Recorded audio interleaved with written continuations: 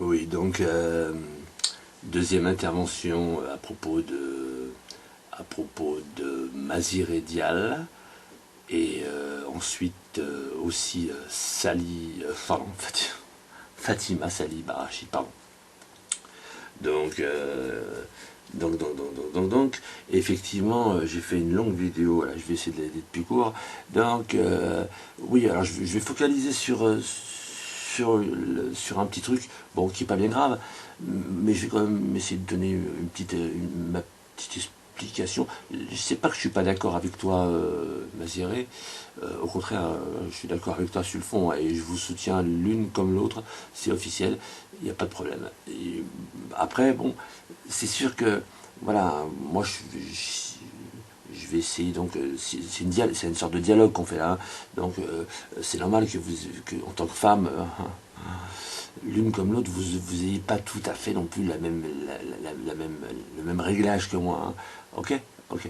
Donc, là, on va écouter un petit peu ce que tu dis vite fait, et puis je vais raconter mon truc après.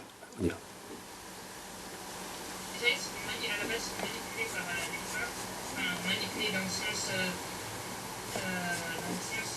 Ils ont un esprit. Ils disent souvent à l'homme à la queue, une queue à la place du cerveau. L'homme, il réfléchit pas pareil que la femme. L'homme, il a des sentiments, mais il a une seule solution. Et dans le sens, on dit l'homme a une solution, la femme a une solution. Donc la femme. Bon, donc je vais pas remettre intégralement, puisque de toute façon c'est un extrait que j'avais déjà utilisé dans l'autre vidéo d'avant. Mais je voudrais quand même revenir sur ce point. Bon, hein, t'as vu, hein. Donc je ne reviens pas sur ce que j'ai dit avant, juste je voudrais creuser un petit peu la question. Donc oui, effectivement, la femme manipule l'homme, bon, j'en ai longuement parlé, oui, mais bon, jusqu'à un certain point, voilà, il faut quand même surtout pas oublier ça, hein, jusqu'à un certain point. Et puis quand l'homme applique une seule solution, donc la femme en emploie 99 autres. Et là, tu parlais du sexe, hein, tu disais comme quoi lui, c'était facile de l'exciter, tu vois, il suffit d'exciter pour qu'il se bande tout de suite, et puis que bon,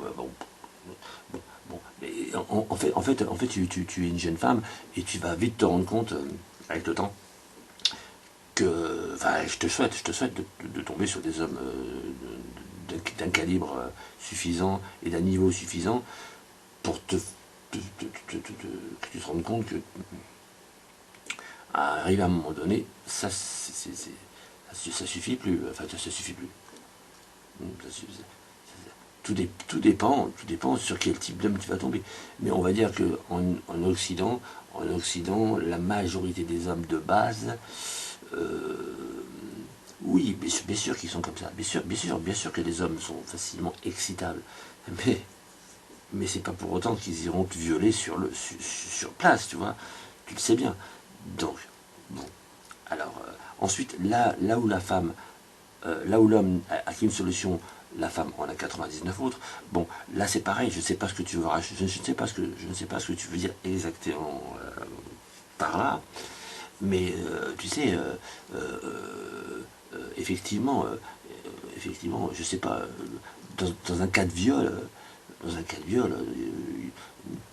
de viol, hein, voilà, où un mec serait tenté de violer une femme, euh, c'est pas la seule solution qu'il a trouvée. Un mec qui veut violer une femme, il veut juste violer une femme, hein. Il avait lui aussi 299 autres solutions. Mais non, il a pris cette solution-là parce que voilà, parce que c'est un fils de pute, un enculé, un barbare, ou je ne sais pas, ou si s'il fait partie d'une société occidentale, c'est que c'est un fils de pute, un enculé de barbare, hein, qui a profité d'un moment d'égarement, un moment de, tu vois, pour faire un crime, hein. C'est puni par la loi, c'est criminel. Bon, ok. Bon, quand même, là où l'homme n'a qu'une seule solution, la femme est tellement maligne et rusée qu'elle arrive à le manipuler parce qu'elle a encore elle 99 autres solutions. Oui, mais enfin si la femme était si rusée que ça, tu vois, elle tomberait pas non plus dans des pièges. Les pièges dans lesquels elle tombe, hein, tu vois, je veux dire, bon. Moi, j'ai souvent plutôt vu que les femmes, elles ont 99 solutions pour faire du blabla et pour faire des trucs qui servent pas à grand chose, pour au final finir avec une seule solution, c'est-à-dire celle de l'homme, tu vois. Hein, je sais bien, je sais pas si tu m'as compris, mais bon voilà, hein, la femme peut manipuler mais l'homme aussi manipule la femme, tu vois, je veux dire, à un certain point, à un certain niveau, voilà, à un certain niveau, quand on arrive dans les hautes sphères, hein, dans les hautes sphères, il y a que des hommes qui, pourquoi il n'y a que des hommes qui commandent, hein. C'est pas par sexisme, parce que vous les femmes, ça vous intéresse pas. Voilà, vous maîtrisez votre terrain déjà, hein. Vous maîtrisez un certain terrain et ce genre de perspective, ça vous intéresse pas, hein. Vous n'êtes pas des guerrières, vous n'êtes pas des, hein, vous n'êtes pas des femmes d'affaires, vous n'êtes pas des, ça vous intéresse pas, ça c'est pas très féminin, ça vous prend un peu la tête. Il y en a des femmes, hein.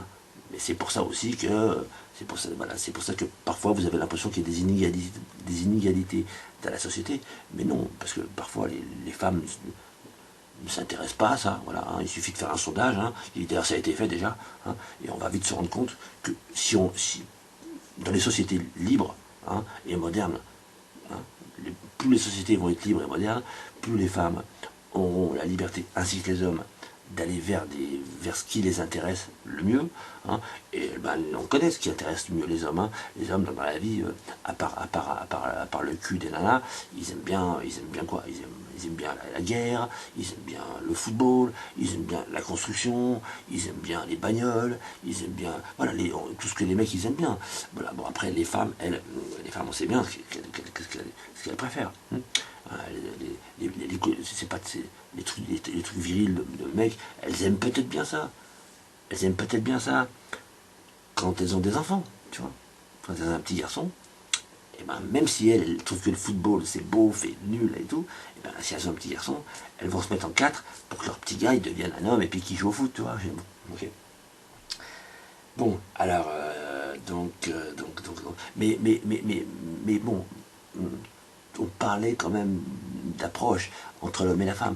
Et bah écoute, après, si t'es une fille qui se croit maligne de jouer de sa plastique et tout, pour se faire valoir à tous les niveaux, hein, c'est-à-dire pour choisir des mecs, hein, qui auraient un niveau, hein, comment dire, un pouvoir d'achat, tu vois, extérieur, tu vois, visible, tu vois, et qu'une jolie fille, elle se donnerait uniquement qu'à des mecs qui ont des aspects extérieurs de richesse, des bagnoles, des belles montres hyper chères, puis des cartes bleues, et puis que la fille, voilà, qu'elle se marchanderait comme ça, hein, ça existe. Bon, effectivement, mais c'est pas 99 solutions, ça, hein.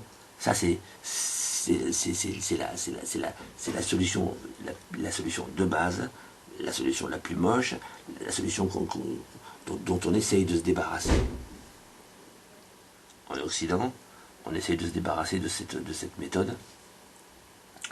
On essaie de se débarrasser de ces comportements féminins qui seraient... bon, c'est sûr que du coup, les hommes... Est-ce que c'est les hommes qui font tout pour réussir financièrement et pour pouvoir séduire les femmes, ou est-ce que c'est les femmes qui sont séduites par les hommes comme ça, et donc les hommes sont motivés pour devenir... C'est intéressant, ça c'est un autre sujet. Mais bon, donc moi personnellement, j'ai parlé que pour moi et ce que j'ai pu voir aussi autour de moi. Si tu es un homme et que tu fais attention à tout ça, je pense que tu tombes pas dans ces pièges-là. Et si toi-même, en tant qu'homme, tu ne tombes pas dans ce piège-là, tu ne cèdes pas à la ruse de la femme, tu vois, tu vois, à la limite, quitte à niquer un plan, quitte à niquer un rencard, hein. Si tu as un rencard avec une super nana et puis que tu vois que la nana, elle veut te faire casquer, je sais pas, rien, elle te connaît même pas la meuf, mais au premier encart, tu vois qu'elle commande du champagne, ensuite, tu vois, waouh, tu vois que la meuf, c'est une dingo comme ça qui est pas raisonnable. Bon, moi je conseille à tous les hommes de la stopper tout de suite, quoi, d'être direct, quoi, de même pas attendre. Quoi.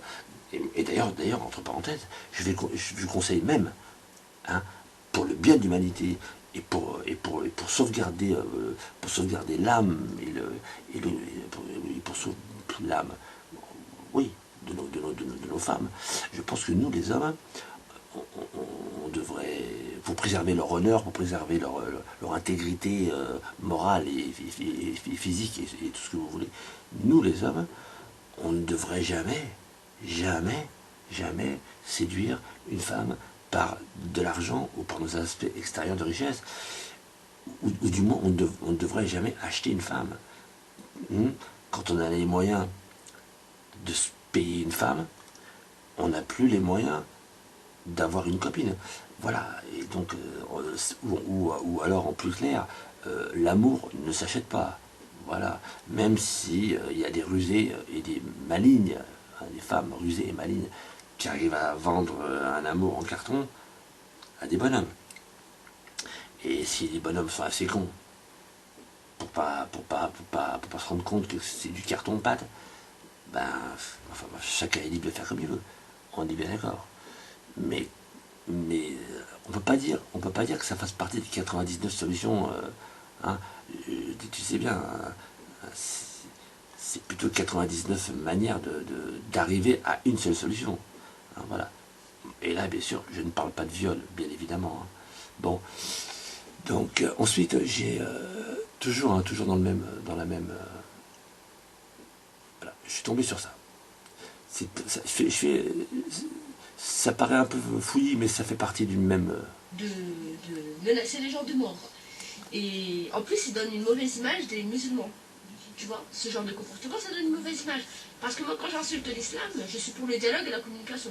Je vous ai dit que dans l'absolu, je ne voulais pas du mal aux musulmans de France, parce que j'en ai fait partie, parce que je l'ai été moi-même.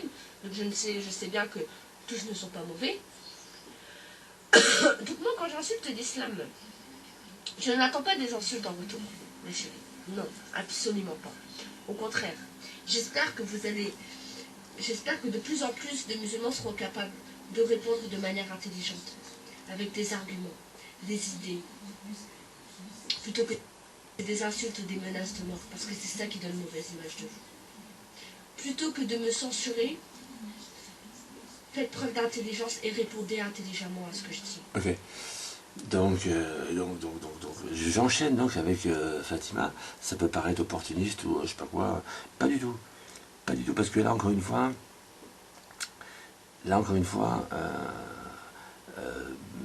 je mets pas l'intégralité de la vidéo, mais ça s'appelle Fatima répond à une maghrébine de France Maghreb. Et donc, évidemment, ça bataille toujours autour du voile et compagnie, et compagnie, et compagnie. Et à un moment donné, Fatima, dans sa vidéo, elle dit un truc sympa. Elle est intelligente, cette Fatima, hein, franchement. Et à un moment donné, elle dit que oui, il y a des pays où les pauvres filles, les pauvres femmes, elles sont obligées. Et d'ailleurs, j'ai mis une vidéo moi-même sur ma chaîne, là, on peut la regarder, où on voit l'exécution d'une pauvre musulmane qui est quand même vraiment voilée de la tête aux pieds. Hein. Et la pauvre bonne femme, elle a oublié de cacher son visage, tu vois. Oh putain. Et il la fume comme une grosse merde en pleine rue, voilà, devant tout le monde. Même pas dans un truc, non, en pleine rue. Qu'on dirait l'angle de chez moi, là, ça ressemble un peu. Bref, et il bute la meuf. Donc, et donc Fatima a absolument raison. Elle dit, tu te rends compte dans ces pays-là,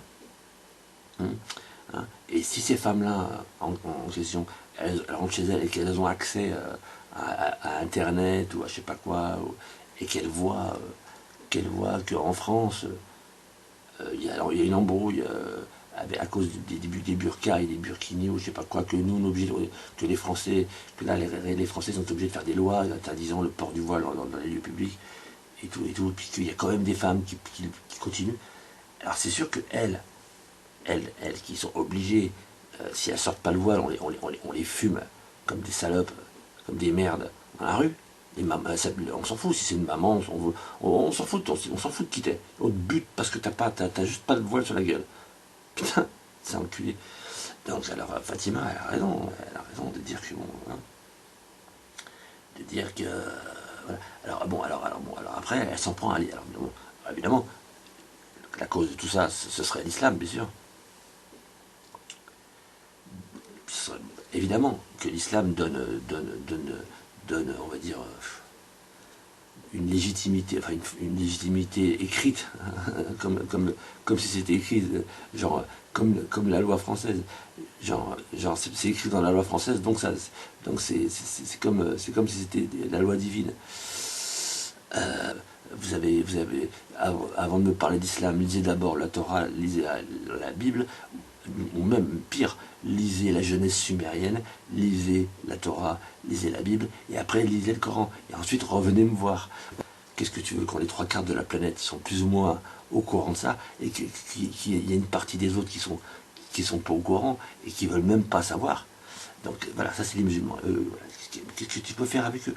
Donc, alors évidemment, si tu commences à leur dire, bon bah écoutez les gars, votre truc il est en carton, puis votre comportement là, de l'époque du prophète, c'est tout pourri, tu vois, c'est tout merdique, tu vois, et que voilà. Et si tu commences à leur dire ça, tu sais bien, les musulmans, déjà, même si tu leur dis gentiment que Dieu n'existe pas, que tout ça a été inventé par les hommes, que c'est une question de toi tatati, toi l'histoire de Dieu, tu leur expliques l'histoire du monothéisme, qu'avant ils étaient polythéistes, que tu vois, un musulman, ça c'est pas dans ce format-là. Un musulman, c'est pas darwiniste, tu vois. Un musulman, c'est pas évolutif, tu vois.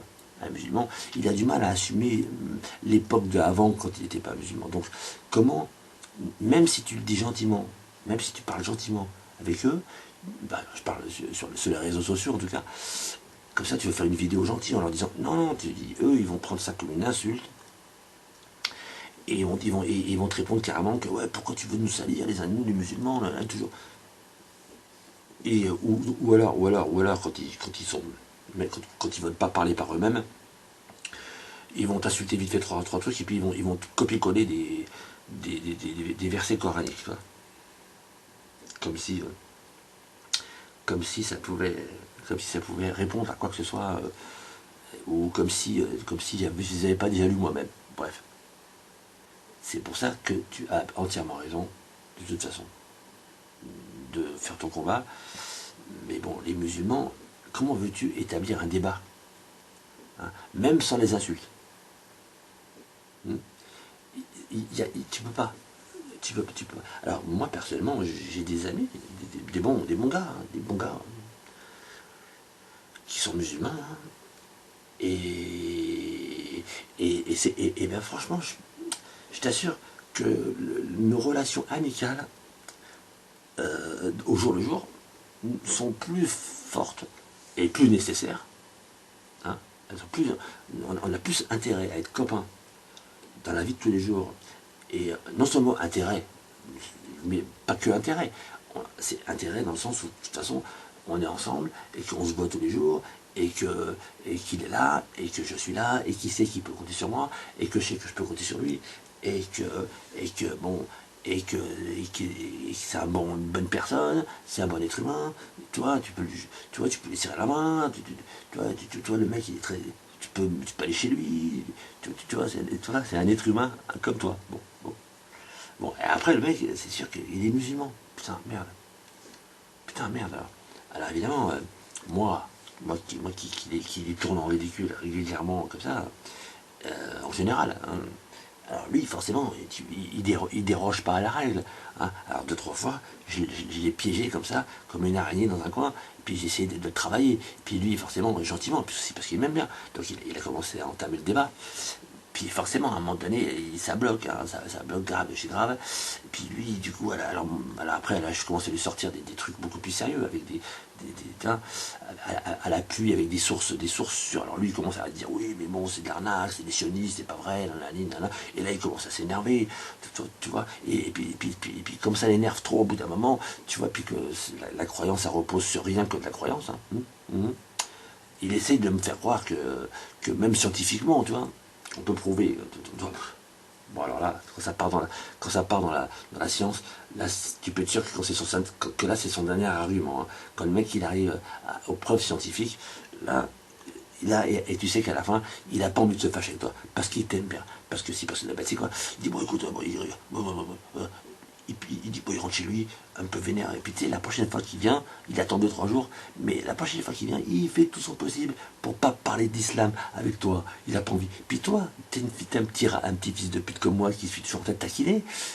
J'ai encore envie, moi j'ai pas fini, j'en ai pas fini avec toi. Je veux tu sais, je suis le dentiste, je veux te nettoyer ta carie, tu vois. Alors, il le sait, lui. Il sait que il sait que je veux le nettoyer sa carie. Bien que lui, il a pas envie. Il vient, il est sympa, c'est mon pote, je le laisse s'installer, puis à un moment donné, je commence à lui travailler la gencive. Et là, il me dit, oh, il me dit, non, s'il te plaît, s'il te plaît, mon frère, s'il te plaît, je te jure, je suis fatigué, j'ai passé une dure journée, voilà, je suis stressé, j'ai ma mère qui m'appelle, s'il te plaît, on parle pas de ça. Alors, tu sais, moi j'avais envie quand même, mais bon, après, comme c'est mon pote et je l'aime bien, et ben, le mec, je le laisse tranquille. Je dis, okay. Et puis je le regarde d'un air supérieur en le disant, ah, petit PD, je te laisse filer sur ce coup-là, tu vois. Donc, le débat avec les musulmans, c'est plus possible. C'est plus possible de débattre sérieusement avec les musulmans parce que même, il y a un fossé infranchissable.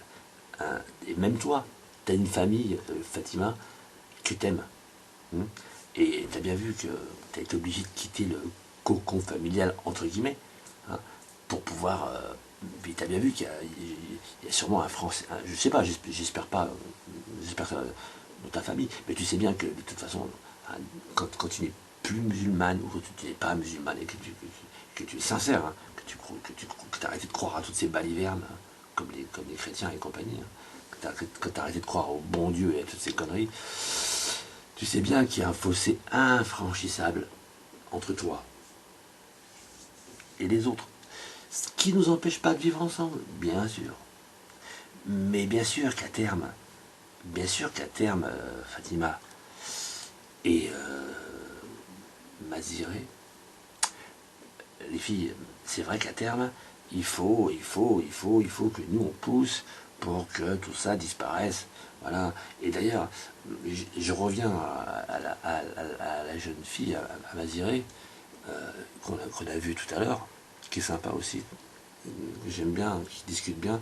Et elle, c'est une jeune fille qui est musulmane. Et en plus, elle le dit, elle est musulmane, cool. C'est pas le genre qui va t'engrainer. Tu vois, ça dit, je m'habille machin, cool, je m'habille normal, je mets des petits shorts, des mini-jupes, j'ai des petits copains, je suis normal, j'en connais d'autres qui sont pareils. Bon, voilà. Mais bon, alors, quand même, Maziré, tu vois, il faut vraiment se débarrasser de ce dogme qui est l'islam. Hein. La chrétienté aussi, c'est pas mauvais, c'est gentil. Tu vois, je te jure, il y a plein de jolis trucs. Mais malheureusement, c'est une pièce, il y a le côté pile et le côté face, tu sais.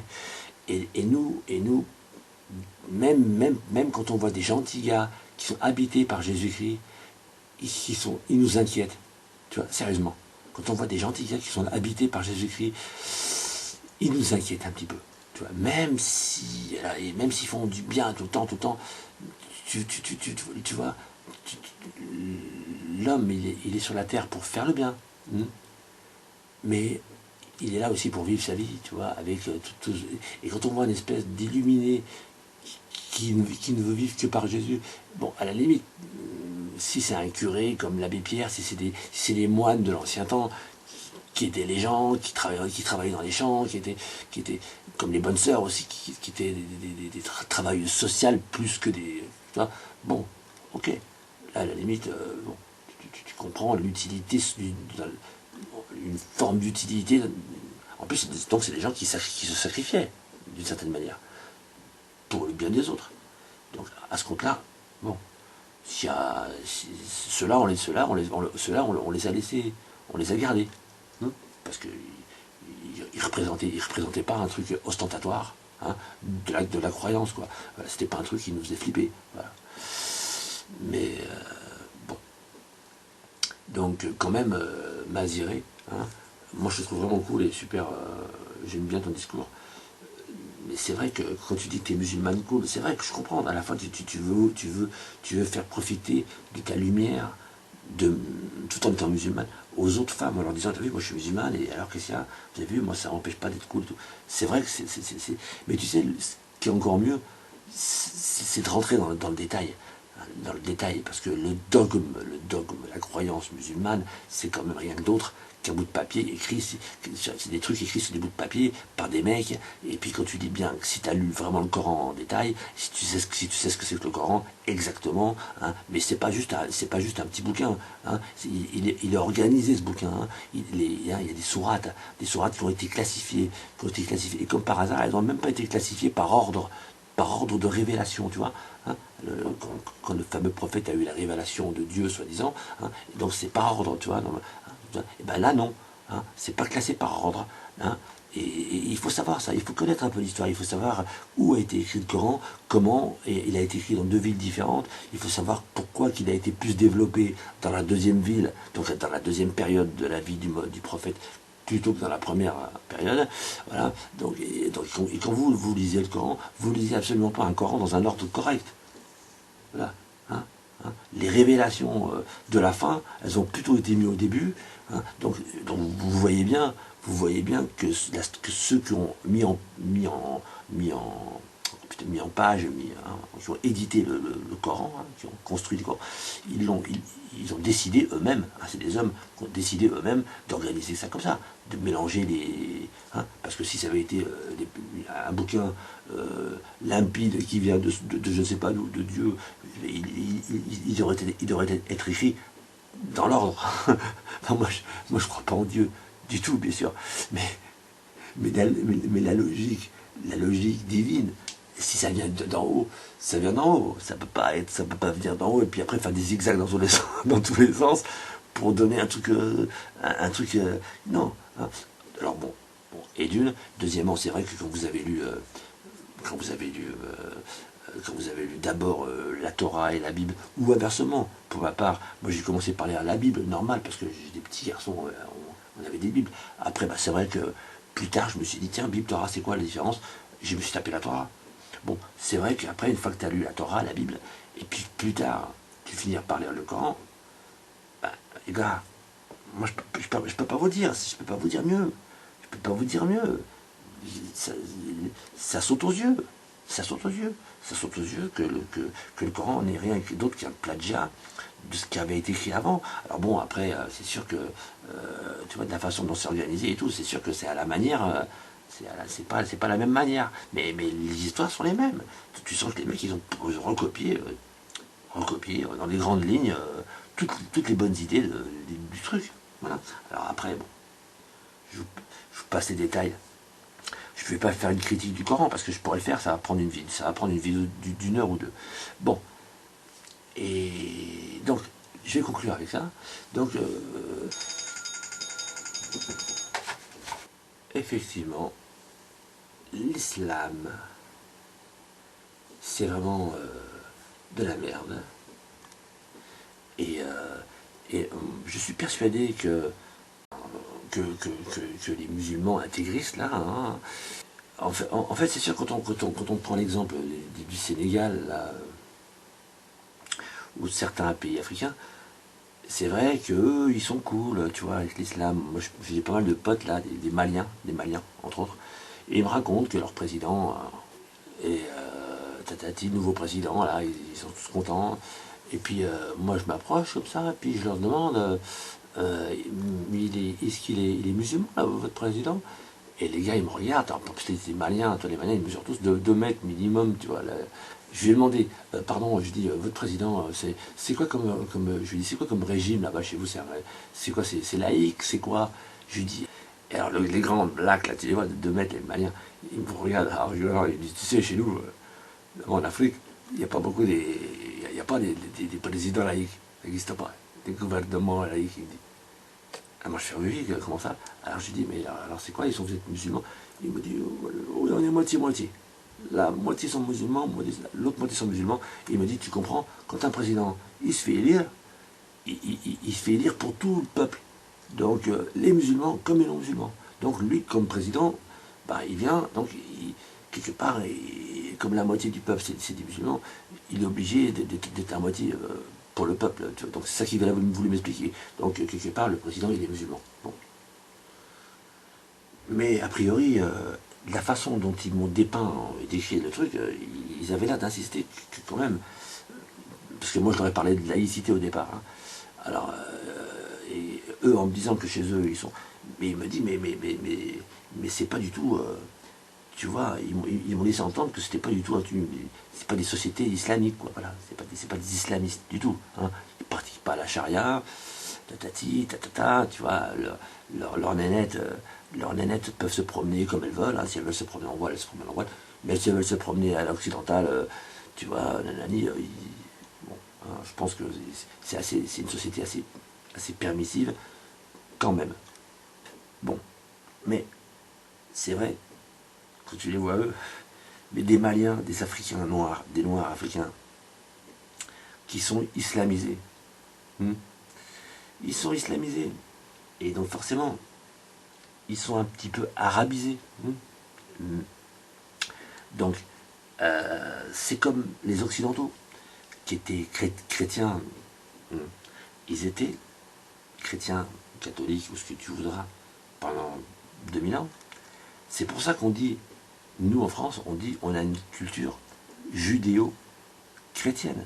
Tu vois. Et ça pose de problème à personne. Les gens, ils se disent, oui, mais au fur et à mesure que le temps passe, les mots comme démocratie, qu'on emploie depuis toujours, on se rend compte qu'on emploie ce mot-là, et qu'en réalité, nous ne vivons absolument pas en démocratie. Hein. Il suffit d'aller chercher l'étymologie du mot démocratie. Bon, et ben voilà, nous vivons dans une société, voilà. Par exemple, c'est comme ce concept de laïcité. La laïcité, la laïcité pour de vrai, hein, ils sont tous là, les gens, à dire oui, la laïcité, un pays laïque, c'est un pays qui nous permet, qui nous donne la liberté de pratiquer notre culte, de tous les cultes. C'est-à-dire que c'est pas un pays qui vit sous le joug d'une religion, mais il n'y a pas de religion qui dirige le pays, mais par contre, du coup, les gars, comme donc ce qui veut dire que vous pouvez tous débarquer avec votre religion ici, peinard, parce qu'il n'y en a pas une qui domine les autres et qui interdit les autres. Voilà, c'est ça que ça veut dire, le truc laïque. Mais c'est ça que ça veut dire. C'est ça l'explication que la plupart des gens, que la plupart des croyants, ou des religieux, ou des communautés religieuses, c'est comme ça que vous l'entendez, et c'est comme ça qu'on vous l'a vendu. Mais on ne vous l'a pas vendu à vous. Ça n'a pas été vendu à vous tous. Ça a été vendu aux Juifs. Aux Juifs. Parce que nous, en Occident, on a des Juifs depuis 2000 ans. Et forcément, on avait les catholiques et les chrétiens qui gouvernaient et qui empêchaient. Les transactions bancaires, l'usure, et si, et les là, c'était pas chrétien, c'était pas catholique. Voilà, comme on dit, c'était pas bien, c'était pas saint, c'était pas bien, donc c'était amoral.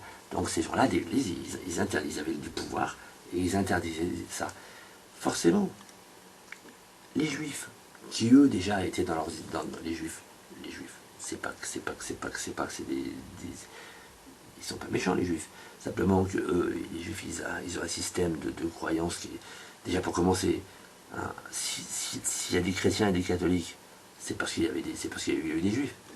Donc les juifs, tu t'imagines bien dans leur tête, ils se disent, les gars, oh, hein, c'est pas à nous vous allez dire comment il faut s'occuper. Hein, voilà. Bon, alors forcément, devenant influent dans les banques et dans les pouvoirs de politique et tout, ils ont trouvé là cette. D'ailleurs, c'est pas les juifs qui ont trouvé ça, hein, c'est un arrangement de banquiers, machin, de gens intelligents, de politiciens, pour pouvoir permettre justement tout ce qui était interdit à l'époque où les catholiques dirigeaient les affaires politiques et les affaires, les finances du pays. On s'est débarrassé donc des curés qui interdisaient de faire tout ça, hein, l'église catholique. Et du coup, on a dit, on va séparer la religion de l'État. Mais forcément, qu'est-ce qu'on va faire des juifs alors? Parce que les juifs, ils sont dans l'État, eux. Hein. Alors du coup, on a dit, non, on va faire... Non, mais non, c'est pas ça. On leur a dit, écoutez les gars, c'est pas ça. On va faire une société laïque. Tu vois? Comme ça, chacun pourra pratiquer dans le privé sa religion, et quand tu iras au travail, ben, voilà, tu seras plus stigmatisé parce que tu pourras aller à la banque, faire des prêts usuriers, tu vois, et puis tout en étant juif, sans que ça soit interdit par l'Église. Voilà. Parce que autrement, du jour au lendemain, quand on a annoncé aux Français qu'on était dans un pays laïque, les Français de base, eux, ils étaient contents. Pourquoi?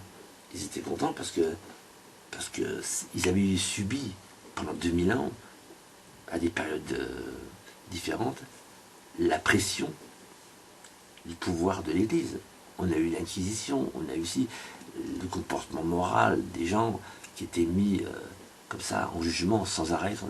Et c'est un truc vraiment qui était vraiment pas occidental de base. Je crois je crois qu'il y a 2000 ans, les gens ont peut-être accepté ça avec l'arrivée des Romains. Hein. Parce que c'est comme ça, hein, aussi qu'on arrive à convertir aussi les gens. On les convertit de force avec l'épée. Hein. Après avoir vu toute sa famille crever, tu finis par dire n'importe quoi. Et puis, voilà, et puis en quelques générations, ça finit par être une idée validée. Surtout quand en plus il y a des mecs qui se pointent chez vous et qui se mettent à construire des putains de bâtiments, des routes, des machins, des trucs modernes que vous avez jamais vus avant vous, hein, à l'époque. L'eau courante et compagnie. Qu'ils arrivent comme ça avec leurs grosses machines de la civilisation et qui vous imposent leur... à vous qui était païen, qui avait des centaines de dieux et compagnie, du jour au lendemain, eux, ils arrivent avec leurs grosses machines et tout, nanani, nanana, voilà. Donc, les gens, ils se sont fait christianiser de force, de fait, et même les pays du Nord, qui n'ont pas été envahis par l'armée romaine, hein, même ces pays-là, à force d'être donc des voisins, pardon, hein, donc les Romains ont construit une sorte de mur, de grande frontière, hein, et ils ont défini leur empire, hein, qui s'arrêtait là, hein, qui s'arrêtait à peu près à la frontière des Visigoths à des barbares, je sais pas quoi. Et ben même ces mecs-là, hein, qui avaient réussi à stopper l'invasion romaine, et bien même ces mecs-là, à force d'être frontaliers et de petit à petit de faire des échanges commerciaux avec les romanisés, hein, la Pax Romana, là, et ben ils ont fini par se faire christianiser petit à petit, essentiellement à cause de leurs bonnes femmes aussi, hein, qui trouvaient que les chrétiens, ils avaient des belles routes, ils étaient sympa, pas barbare. Voilà, il y avait des principes, tatati, tatata, j'ai pas les détails. Donc on ne devient pas chrétien gratuitement, on ne devient pas musulman gratuitement. Il y a toujours une raison, une énorme raison. On se convertit pas comme ça, parce qu'on a été touché par le doigt de Dieu. Ça n'a jamais existé. En Indonésie, c'est là où il y a le plus de musulmans au monde. Tu vois, pourtant l'Indonésie, c'est quand même vachement loin de la Mecque. Tu vois, l'Indonésie, c'est quand même vachement loin de l'Arabie Saoudite. Donc, comment c'est possible que des Chinchong d'Indonésie puissent être convertis en masse comme ça à l'islam, si ce n'est que pour des raisons politiques, de trust commercial ou de je ne sais quel lobby. Voilà, parce que autrement c'est pas possible. En quel honneur, en quel honneur des Maliens, ou de je ne sais pas quoi, en quel honneur ces gens-là seraient musulmans. Pourquoi? Parce que l'Afrique du Nord, ils ont pu se retrouver à un moment donné, c'est possible. Mais que tous les pays entiers d'Afrique soient musulmans, c'est insensé. C'est aussi insensé qu'il y ait des pays d'Afrique, comme le Mali ou comme le Sénégal, qui soient musulmans. C'est insensé, au même titre qu'actuellement, en Israël, en Palestine, il y ait toute une population, une majorité de la population, qui vit là-bas, qui se fera appeler juifs, et qui n'ont absolument pas une seule goutte de sang de descendants d'Israéliens ou d'Abraham. C'est clair. Ils sont juifs de conversion, et ils se retrouvent là aujourd'hui à venir vivre en Israël. Il n'y a aucune raison. Mais bon, et encore ça, c'est un autre sujet. Mais c'est le même genre d'incohérence. Je veux dire, à la limite, pour les juifs, moi je vais les laisser là où ils sont, parce que je préfère les laisser là où ils sont que de les faire revenir, les pauvres, maintenant qu'ils ont un pays. Mais qu'il y ait des musulmans en Indonésie, ou qu'il y ait des musulmans au Mali, et que ça fasse presque religion d'État, faut être sérieux. On se rend bien compte que c'est parce qu'il y a eu des trusts, des arrangements, donc à partir du moment où c'est qu'on se dit ça, comment est-ce qu'on peut donner de la valeur à ça? Je veux dire, ce qu'on peut voir, on peut juste voir, c'est que l'islam, c'est la religion du tiers-monde. Et puis du coup, comme les Occidentaux, ils sont de moins en moins croyants, et puis qu'ils font venir de plus en plus d'émigrés d'Afrique, et bien, effectivement, dans le monde, la religion la plus pratiquée dans le monde finit par être l'islam. Mais c'est pas difficile, puisque de toute façon, c'est la seule qui est vraiment pratiquée. Ok? Alors, c'est même pas qu'il y a beaucoup de musulmans, c'est que du coup, il n'y a que qui pratiquent. Voilà. Les bouddhistes, ils font ça, on ne sait même pas comment, je sais pas, il n'y a même pas un nombre de bouddhistes précis, parce que un jour tu es bouddhiste, le lendemain tu n'es pas bouddhiste, donc ça ne veut rien dire. Les chrétiens, à moins d'aller les chercher dans des communautés mormons, ou je sais pas, mormons, je dis n'importe quoi, mais des communautés vraiment dans des petits patelins perdus, je sais pas où, au Nebraska ou je sais pas où. Voilà, même en Amérique du Sud, où ils aiment bien, ils sont très très théâtrales avec ça, ils sont pas aussi, ils sont pas en train de prier la Madonna 14 fois par jour, tu vois. Voilà, donc on peut dire que la seule religion qui est vraiment pratiquée d'une façon aussi fermée, c'est l'islam. Et donc, qu'est-ce que je peux dire? Moi, je pourrais en parler des heures, mais parler des heures d'un truc qu'on ne considère pas comme étant un truc tangible, c'est quand même particulier. Mais c'est ça, c'est ça qui est intéressant. C'est que les gens, ils vont s'accrocher à l'intangible toute leur vie, pendant des générations et des générations, putain. Alors je me suis longtemps demandé si c'était pas moi qui avait un problème de perception. Je me suis dit, c'est toi qui dois être complètement con, mon pauvre, tu dois avoir des gros problèmes de dysfonctionnement. Et putain, plus le temps passe, plus je vois que tout va bien pour moi. Et je vois bien que c'est pas moi qui ai un problème de dysfonctionnement. Donc, donc voilà, je vais conclure comme ça. Il faudrait vraiment mettre fin, une bonne fois pour toutes. Mesdames, vous y êtes presque là. Ah, pour Fatima, pour elle, je pense elle est là, elle se débrouille bien. En plus c'est une femme qui est donc issue, elle est issue encore, elle est issue d'une origine maghrébine, et donc bon, c'est vrai que sa réaction opposée, ça peut surprendre les gens. On peut trouver ça presque pas naturel, mais putain si, putain la meuf c'est une jeune fille, donc à un moment donné, putain, quand elle est devenue un peu plus grande, elle s'est dit mais qu'est-ce que c'est ces conneries? Elle a fait comme tous les enfants, hein. Les petits enfants, je pense que ils ont dû croire au Père Noël quelque temps, 2-3 ans là. Mais puis après, au bout de 2-3 ans, ils ont cramé qu'il y avait Walou. Ils ont cramé qu'il y avait pas de Père Noël, pas de petite souris, pas de petit Jésus, pas de bon Dieu, que c'était des conneries. Mais du coup, c'est pas grave. Quand t'es enfant, tu prends pas mal ça.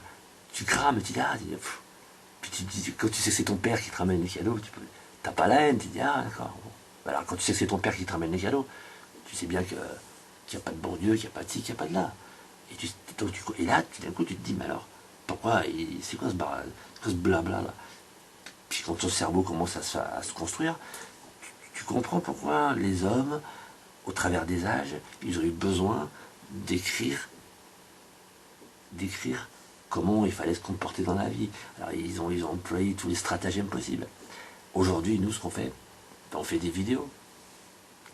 Donc je soutiens Fatima et je soutiens Maziré, bien sûr, et toujours dans leur combat pour libérer les femmes. Libérer les femmes, ça sera libérer les hommes, de toute façon. Voilà, hein. On est tous embarqués dans le même bordel. Et pour libérer les hommes au sens l'humanité, eh bien il faudrait commencer aussi par l'éduquer, et c'est sûr qu'il faut l'aider, l'homme, à se débarrasser de trucs comme ça, quoi. Je vais pas employer des mots que j'aime pas, mais quand même c'est quand même des frères, quoi. Des frères, c'est quand même, on est tous la même une famille des humains. Alors il y a une espèce de merdeur qui m'avait dit on est frères dans l'humanité. Putain, c'est vraiment un truc d'arriéré de dire ça. Je peux pas le dire. Si tous les gars du monde, là, je pouvais se donner la main. Voilà. Donc on est tous une forme de fraternité planétaire. Et après, c'est sûr que culturellement, on n'est pas les mêmes. Les cultures, c'est les cultures. Moi, perso, je trouve que les cultures doivent rester telles quelles. On doit se battre pour nos cultures, notre culture. Ça, c'est important. Après, si tu es quitté, tes parents ont quitté leur pays d'origine et puis qui t'ont fait grandir dans une autre culture, ben, ta culture, c'est pas la culture de tes parents. Ta culture, c'est la culture du pays où tu es né, où tu es allé à l'école, où tu parles la langue, où tes copains, tu t'intéresses au même truc que tes copains. Tu vois, si tu étais dans un autre pays, ben, tu pourrais pas t'intéresser aux mêmes choses. Puisque les centres d'intérêt ne sont pas les mêmes. La culture n'est pas la même, les langues ne sont pas les mêmes, tu vois, les musiques ne sont pas les mêmes, tout est différent. Voilà. Donc, si on veut libérer les hommes avec un grand H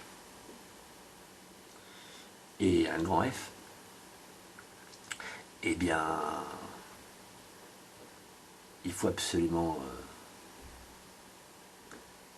nettoyer et terminer l'islam de la même manière qu'on l'a fait avec le christianisme. Voilà, faut les rendre inoffensifs, leur couper les dents, les couilles, la queue, les transformer en petits chats mignons, miaou miaou. Et là, on va les adorer. On va les adorer, on va les mettre sur la commode là comme ça. Voilà, et on sera content. On aura notre petit musulman en peluche, tu vois, nos petites croyances, mais parce que ça vaut pas plus. L'islam, ça ne vaut pas plus qu'une petite poupée en peluche. Voilà. Bismillah.